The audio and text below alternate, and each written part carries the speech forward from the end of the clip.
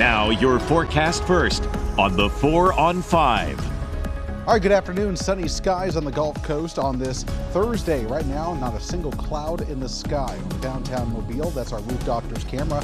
As we head to this evening, we'll keep temperatures at around 76 degrees. Nice day at the beach. Look at all the people out there at Orange Beach. Of course, it's our Sweat Tires cam. We got the big shrimp festival happening in nearby Gulf Shores. 78 degrees by 7 p.m. And a quick view from Pensacola. Unity fiber camera, blue skies, 79 this evening.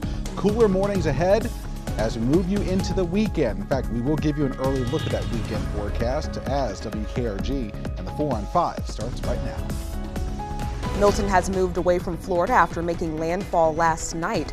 Straight ahead, see the damage left behind from our crews in St. Petersburg as the recovery process begins. Plus, we'll take you to Gulf Shores where the 51st annual Shrimp Fest is underway.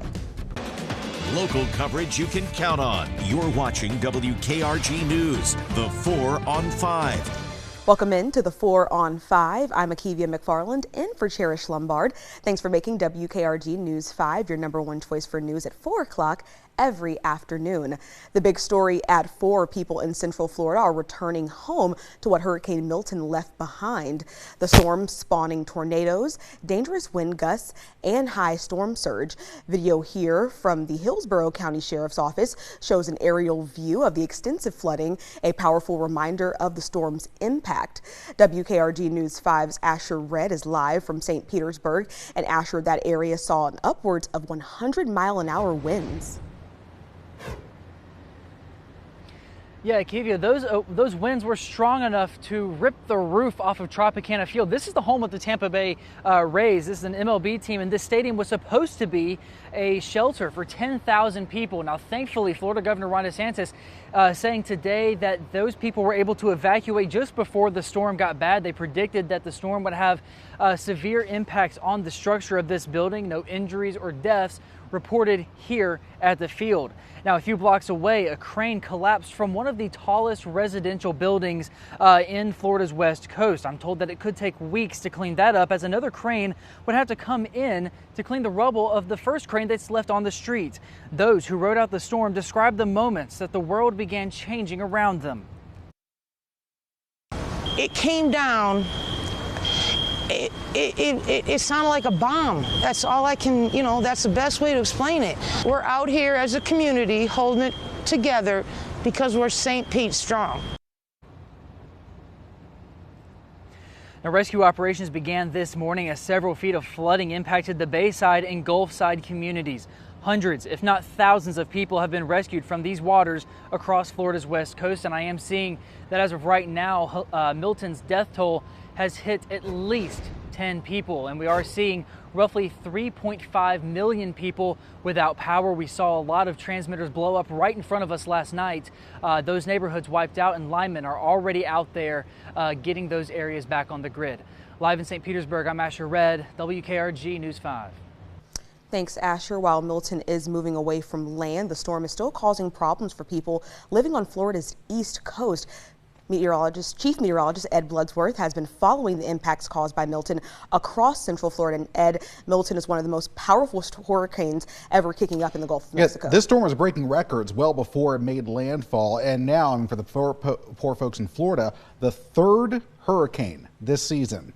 Can't catch a break, it seems here. Let me run you through some of the records that this system has already broken. So as we just mentioned, third landfalling hurricane in the state of Florida this year. That has happened several other times, but this is the 5th Gulf Coast hurricane strike this year. Again, you look back at Beryl, Debbie, Francine, Helene, and now Milton on top of that. And this is also a pretty staggering statistic. 10th major hurricane to strike the Gulf Coast just since 2017. Of course, we can't wait till the end of hurricane season. 51 days to go here.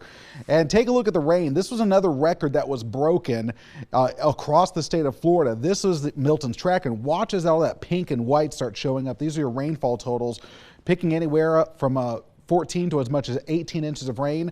The entire month's worth of rain for October, fell in about 3 hours in and around the Tampa Bay area. So just a prolific rain producer along and north of I-4 all the way up to Orlando as the storm again exited Florida's east coast. But now all alerts have been dropped for the land as what is now post-tropical Milton moves out to sea. This is no longer recognized as a tropical entity as it is now merged with a cold front, and it will continue to race off to the east. Going to keep the surf high on Florida's east coast and up and down the eastern seaboard. Bermuda could get some impacts from this, but other than that, we'll be able to say goodbye and good riddance to Milton as folks start to clean up across the Sunshine State. We're going to take a look at our local forecast in just a bit.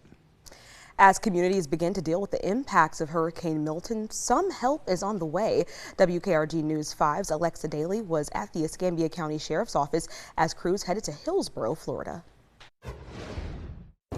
The Escambia County Sheriff's Office's hurricane response team is all made up of volunteers who are hoping to make things just a little bit easier on the communities caught in Hurricane Milton's path. Crews pulled out from the Sheriff's Office at 5:30 Thursday morning. As of Thursday morning, the Sheriff's Office's hurricane response team is heading to Hillsborough, Florida. However, that could change as impacted counties begin to assess the damage. The team will provide law enforcement assistance and also help out with clearing trees and debris blocking roadways that could prevent first responders and citizens from getting assistance. The team is equipped with chainsaws, generators, ATVs, high water rescue vehicles, and other equipment that can be used in search and rescue operations. This all comes about a week after crews returned from helping out with Hurricane Helene. The Sheriff's Office says they're prepared to stay in impacted areas for as long as 2 weeks. In Escambia County, Alexa Daly, WKRG News 5. Crews from the Okaloosa County Sheriff's Office are already doing what they can to help storm victims. A team from the Sheriff's Office left yesterday to be ready once Milton passed. They left for Sarasota and Manatee counties earlier today after staying in Suwannee County overnight. The team will help with a number of missions ranging from water rescues to traffic control. A lot of the places impacted by Milton are still reeling from Hurricane Helene. The storm hit 2 weeks ago, causing a lot of damage not just in Florida but across much of the southeast. Members of the Alabama National Guard are in North Carolina, which saw a lot of damage when Helene swept through. Crews say houses are gone, trees are down, and even parts of roads washed away. So far, Helene is responsible for more than 230 deaths. You can help us raise money for hurricane victims by donating to the American Red Cross during our virtual telethon. If you want to donate, all you have to do is scan the QR code on your screen. That will take you to the website where you can give money to assist with relief efforts in the wake of Helene and Milton.